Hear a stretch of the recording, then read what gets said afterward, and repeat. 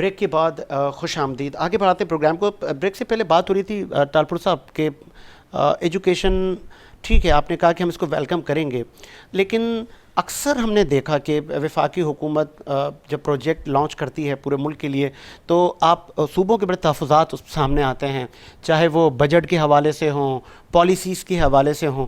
تو جب حکومت کوئی بھی پروجیکٹ، چاہے وہ تعلیم یکساں ہو یا کوئی اور ہو، تو حکومتیں ساتھ بیٹھ کے اس کا پورا کمپلیٹ پرپوزل بنا کے پھر کیوں نہیں لانچ ہوتے کہ پھر وہ پولیٹکس کی نظر ہو جاتے ہیں اور پھر تاخیر وہ خمیازہ اوور آل عوام پر ہی آتا ہے اور عوام محروم ہو جاتی ہے ان پروجیکٹ سے. تو آپ پہلے اعتماد میں آپ لیں یا وہ آپ کو لیں، مطلب کوئی تو میکینزم تیار کریں کہ جب یہ امپلیمنٹ کا جب ٹائم آئے تو پھر آپ کہیں نہیں، ہمیں اس سلیبس پر اور ان چیزوں پر جی تحفظ ہے، ہم نہیں اس کو وہ کریں گے. یہ تباہی بربادی سرکار ہے بھائی. یہ غیر سیاسی لوگ ہیں، ان میں سہولت نہیں ہے، ان میں صلاحیت بھی نہیں ہے، ان میں کوئی کام کرنے کا جوش و جذبہ ہی نہیں ہے. ان کی جتنی پالیسیز ہیں صرف منی میکنگ مانیٹری پالیسیز ان کی ہوتی ہیں، مال کمانے کے لیے. ان غیر سیاسی لوگوں کے ساتھ چلنا ناممکن ہے. جو شخص صبح کو ایک بات کرے، شام کو کسی اور موڈ میں آ جائے اور رات کو کسی ہوائی جہاز موڈ میں آ جائے، تو اس کے ساتھ ہم کس طرح چل سکتے ہیں بھائی؟ کوئی بھی نارمل بندہ، نارمل حکومت، کام کرنے والے لوگ ان لوگوں کے ساتھ سروائیو نہیں کر سکتے. یہی تو وجہ ہے کہ ان کے ایم پی ایز ان کو چھوڑ کے بھاگ رہے ہیں، ان کے ایم این ایز ان کو چھوڑ کے بھاگ رہے ہیں، ان کے اتحادی ان کو چھوڑ چکے ہیں. سر اس وقت کی ایم کیو ایم مطلب بانی ان کے، اور کیا مطلب ایک ایم کیو ایم کا ایک فیس تھا اس وقت کی ایم کیو ایم پاکستان کے ساتھ بھی پاکستان پیپلز پارٹی نے کولیشن حکومت رن کی ہے. تو آج ایسا کیوں کہ پی ٹی آئی تو کم از کم آپ اس سے تو بہتر کہہ سکتے ہیں؟ نہیں، ایم کیو میں پھر بھی سیاسی لوگ ہیں جو ایک سیاسی ایکمنا رکھتے ہیں. وہ ایسے لوگ ہیں جن کو سیاست کا پتہ ہے. ان کی طرح تھوڑی ہے. یہ تو وہ لوگ ہیں جو کرونا آتا ہے تو بیٹھ کے پرائم منسٹر کہتا ہے بھی ڈرنا نہیں ہے، گھبرانا نہیں ہے، نزلہ زکام ہے، صحیح ہو جائے گا. رات کو پھر موڈ چینج ہوتا ہے تو اٹھ کے کہتے ہیں نہیں بھائی بہت خطرناک امراض ہیں اس کے، جی بچ کے رہو. تو یہ اس طرح نہیں ہوتا ہے. یہ سمجھتے ہیں کہ یہ چوزوں سے اور مرغیوں سے اور اس کے انڈوں سے یہ پاکستانی اکانومی کو صحیح کریں گے. یہ نہیں کر سکتے. یہ بات کرتے ہیں کرپشن کی.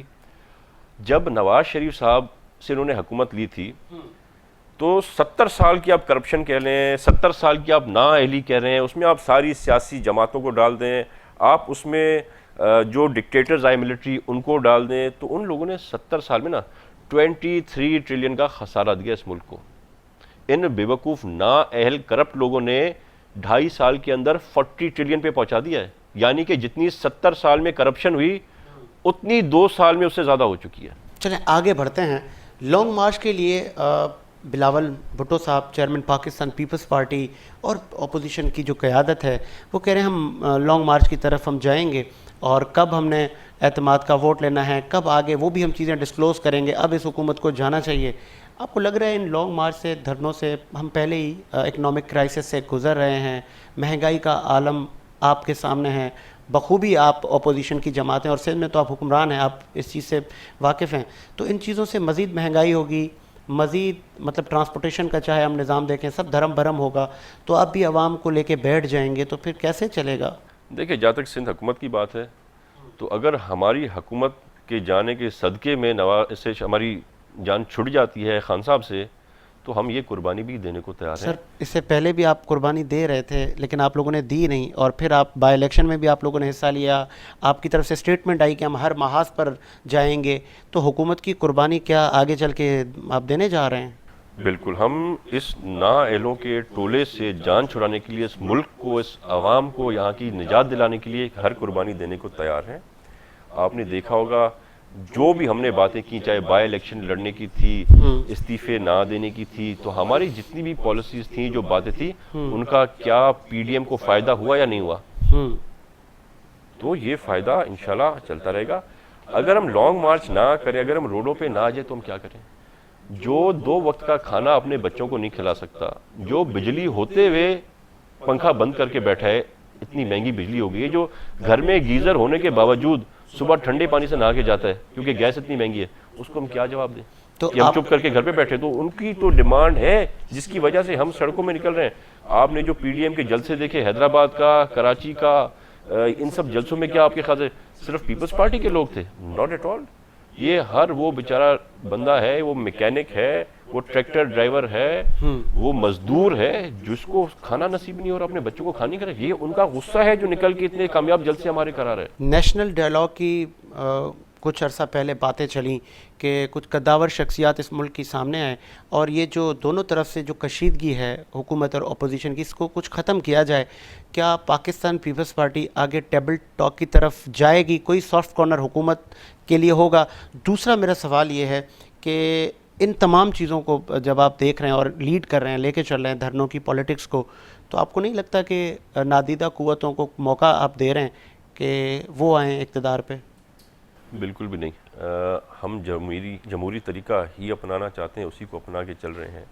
آپ نے بات کی ڈائلاگ کی تو آپ کو یاد ہوگا پہلی جو سپیچ کی تھی چیئرمین بلاول نے نیشنل اسمبلی میں، انہوں نے کہا تھا عمران خان کو کہ تم حالانکہ سلیکٹڈ ہو پر اس ملک کی بقا کے لیے، اس ملک کی اکانومی بہتر کرنے کے لیے ہم آپ کی مدد کرنے کو تیار ہیں. پر اس کی رزلٹ میں کیا آتا ہے؟ جس کے اپنے بیٹے انگریز ہیں، لنڈن میں رہتے ہیں، اردو بولنی نہیں آتی ان کو، وہ شخص چیئرمین بلاول کی ممک کرتا ہے، اس کی انگریزی کے ایکسنٹ کا مذاق اڑاتا ہے. تو اس قسم کے لوگوں کے ساتھ کوئی چل سکتا ہے، کوئی بات کر سکتا ہے؟ ان کے دماغ میں ایک ہی بات ہے، سب کو بند کرو، جیلوں میں ڈالو. پتہ نہیں کس قسم کے لوگ ہیں. میں نے تو پہلے کوئی پرائم منسٹر نہیں دیکھا جب سے ہمارا پاکستان کا ملک الحمدللہ بنا ہے، جو آ کر اور ریسٹورنٹ پہ کھڑا ہو کے اپنے پاکستانیوں کو کہے کہ میں تم کو نہیں چھوڑوں گا. یہ کس قسم کا انسان ہے یار، مجھے سمجھائیں. پرائم منسٹر اپنے پاکستانیوں کو دھمکیاں دے، نیب کی دھمکیاں کھلے عام، ایف آئی کی دھمکی. کس قسم کا آدمی ہوگا؟ کیا اس کا ذہن ہوگا؟ کیا اس کے دل میں ہوگا؟ تو یہ جو ہے ان سے ڈائلاگ نہیں ہو سکتا. بڑی کوشش کی شروع میں ڈائلاگ کریں، بس ان کو ایک ہی کلمہ آتا ہے، این آر او نہیں دیں گے. بھائی کس نے تم سے این آر او مانگا ہے؟ ہم تو سب اپنے کیسز لڑ رہے ہیں. نواز شریف اپنے کیسز لڑ رہا ہے، ملک چھوڑ کے بیٹھا ہوا ہے باہر. اس کو کس چیز کا این آر او چاہیے؟ ہمارے کیسز زرداری صاحب کے، عدی فریال کے اوپر جو کیسز ہیں، ہماری خورشید شاہ صاحب کو ابھی تک اریسٹ کر کے رکھا ہوا ہے، سال سے زیادہ ہو گیا ہے، 1.5 سال ہو گیا ہے. تو ہم این آر او ہمیں نہیں چاہیے. ہمیں صرف نیازی ریموول آرڈیننس چاہیے. ہمارا این آر او نیازی ریموول آرڈیننس ہی ہے. اس کے علاوہ کچھ بھی ہمیں کسی چیز کی ہم نے ڈیمانڈ کی ہے. ہم نے جب شروع میں بات کی، ملک کی بہتری کے لیے بات کی، پالیسیز بہتر کرنے کی بات کی، کچھ ان بیوقوفوں کو عقل دینے کی ہم نے کوشش کی، پر ان کا وہ بھیجا اتنا بھرا ہوا ہے کہ اور کچھ اندر جاتا نیو الیکشنز کی آپ کے اپوزیشن کی طرف سے ڈیمانڈس آ رہی ہے کہ نئے الیکشن کی جی تیاریاں کریں اور اب خان صاحب جائیں اور الیکشن کا اعلان کریں. تو اور الیکشن کمیشن کی جب ہم بات کرتے ہیں تو وفاقی حکومت نے بڑے سوال اٹھا دیے الیکشن کمیشن پر، ان کے رویوں پر. آپ کو لگ رہا ہے وفاقی حکومت کے الزامات ایک طرف، اپوزیشن کی ڈیمانڈ دوسری طرف، اداروں پہ پریشرائز ہونا یا اس طرح کے اسٹیٹمنٹ اداروں کے خلاف دینا، کیا یہ صحیح ہے؟ پی ڈی ایم میں 11 جماعتیں ہیں. ہر کسی جماعت کا اپنا بیانیہ ہے، ہر کسی جماعت کا اپنا سٹائل ہے. پیپلز پارٹی کا ایک اپنا طریقہ کار ہے، نون لیگ کا ایک اپنا طریقہ کار ہے، مولوی صاحبان کا ایک اپنا طریقہ کار ہے. تو ہم ایک دوسرے کے اوپر مسلط نہیں ہو سکتے. ہم یہی کر سکتے ہیں، ہم اپنا بیانیہ دیں، وہ اپنا دیں، پر مقصد ایک ہی ہے. مقصد یہی ہے کہ اس کرپٹ حکومت سے، اس نااہلوں کے ان ٹولے سے ہمیں اپنی جان چھڑانی ہے. اس میں ہم ساتھ کام کر رہے ہیں. الیکشن تو ہمیں چاہیے نا. ہم جب ہمیں پتہ ہے کہ ایک الیکشن زبردستی سلیکٹڈ کو لے کر آئے ہیں، تو ہم نے پہلے نہیں کیا نا، 1 سال برداشت کیا، 1.5 سال برداشت کیا، 2 سال برداشت کیا، پر جب پورے ملک کا پٹھا جن لوگوں نے بٹھا دیا ہے تو پھر ہمیں کچھ نہ کچھ تو اس ملک کو بچانے کے لیے کرنا ہوگا. اور ان شاء اللہ تعالیٰ الیکشن ہوں گے. آپ دیکھیں گے جوائنٹ الیکٹورل الیکشن لڑیں گے ہم. جہاں جہاں پر پیپلز پارٹی ہاری ہے، ان کے بعد سیکنڈ نمبر پہ اگر مولوی صاحبان ہیں، یا سیکنڈ نمبر پہ پھر ہائیسٹ مطلب الیکشن میں بھی آپ کے پاکستان ڈیموکریٹک موومنٹ کے جتنے آپ کے الائے ہیں، آپ مل کے الیکشن لڑیں گے؟ بالکل بالکل. جہاں جہاں جس صوبے میں جو پی ڈی ایم کی جماعت ہاری ہے، پی ٹی آئی سے ہم سیکنڈ ہائیسٹ جو ہوگا اس کو سیٹ دیں گے اور ساتھ سپورٹ کریں گے. سیٹ ایڈجسٹمنٹ کے ساتھ کوئی اختلاف سامنے نہیں آئیں گے. اتنی اسٹرانگ اسٹیبلش مطلب اپوزیشن ہے.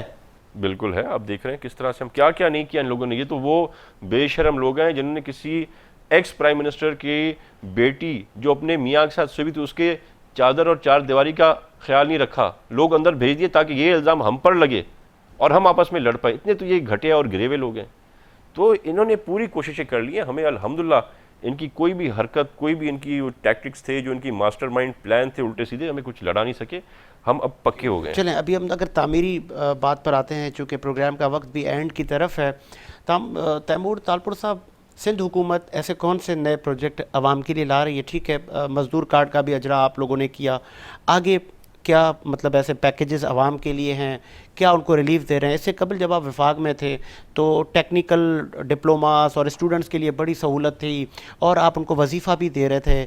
اب آپ سائنس اینڈ ٹیکنالوجی کو بھی دیکھ رہے ہیں, تو کیا آگے آپ کی منسٹری اور انکلوڈنگ سندھ حکومت کیا آگے لا رہی ہے پیکیجز؟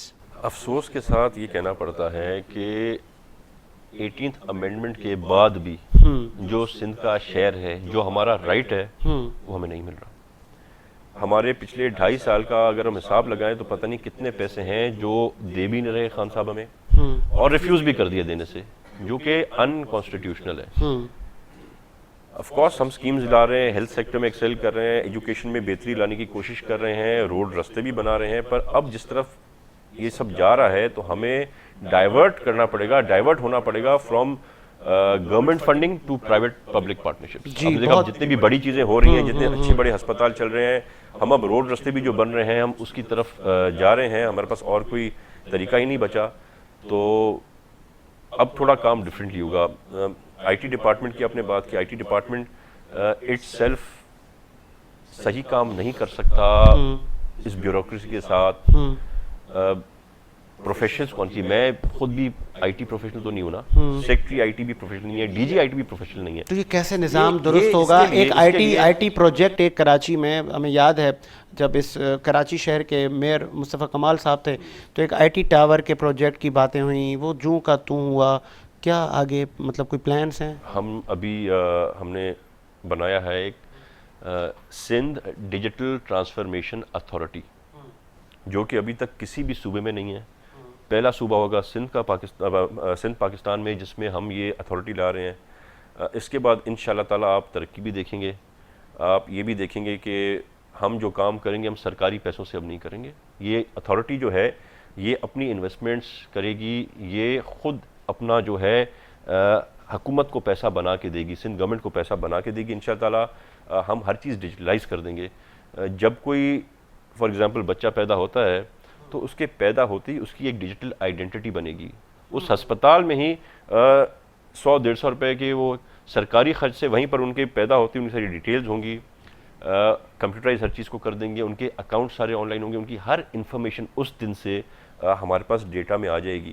اور پتہ ہے ڈیٹا بکتا ہے, ڈیٹا اگر اچھے سیف ہینڈز میں ہو تو آپ ڈیٹا کے تھرو بہت سے اچھے پروجیکٹ کر سکتے ہیں, بہت سی اچھی فنڈنگ کر سکتے ہیں. تو یہ ساری چیزیں ہم دیکھ رہے ہیں. انشاءاللہ میں سمجھتا ہوں 2-3 مہینے کے اندر ہم اس کو through the assembly, through the cabinet تو میں نے آلریڈی کرا دیا ہے, تھرو دا اسمبلی اس کو لا کے اور اس کا بہت ہی اچھا دیکھیں گے. دوسرا آپ نے بات کی کراچی سٹی کی, تو ہم نے کراچی سٹی کے لیے ایک بہت ہی اچھا پروجیکٹ لے آئے ہیں 10,000 کیمراز کا. ہم نے سندھ سیف سٹی اتھارٹی بنا دی ہے. ہم نے ایم او یو سائننگ کر لی ہے این آر ٹی سی کے ساتھ گورنمنٹ ٹو گورنمنٹ بیسس پہ. فرسٹ فیز میں اسی سال کے اندر پورا ڈسٹرکٹ ساؤتھ اور اس کے ساتھ جتنے بھی انٹری ایگزٹ پوائنٹس ہیں کراچی آنے کے, چاہے ایئرپورٹس ہوں, موٹر ویز ہوں, ریلوے اسٹیشنز ہوں, وہ سارے ڈیجیٹل کیمراز کے ساتھ مفید طریقے سے کنٹرول ہوں گے.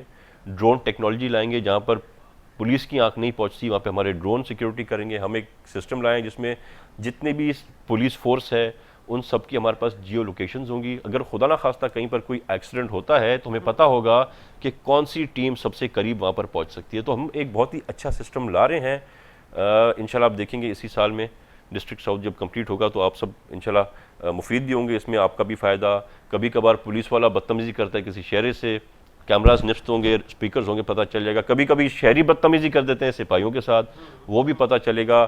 رشوت خوری شہر میں بند ہو جائے گی, جبکہ یونیفارم میں کیمرہ ہوں گے تو نہ کوئی پیسے لے سکتا ہے نہ کوئی پیسے دے سکتا ہے. تو یہ کب تک ہوگا, کچھ ٹائم فریم, اسٹریٹجی جب آپ سب؟ فرسٹ فیز ہمارا ہے 3 فیزز میں. پورا کراچی کا جو ہے شہر پورا اس سے مفید ہوگا. پہلا فیز اسی سال میں ڈسٹرکٹ ساؤتھ اور انٹری ایگزٹ ہو جائیں گے. 3 سال میں ہم پورے اس کراچی شہر کو کور کر لیں گے. اور انشاءاللہ تعالیٰ یہ بہت بڑا شہر ہے, بہت روشن شہر ہے, بڑا مشہور شہر ہے. اگر بدنامی ہے تھوڑی تو لا اینڈ آرڈر کی ہے.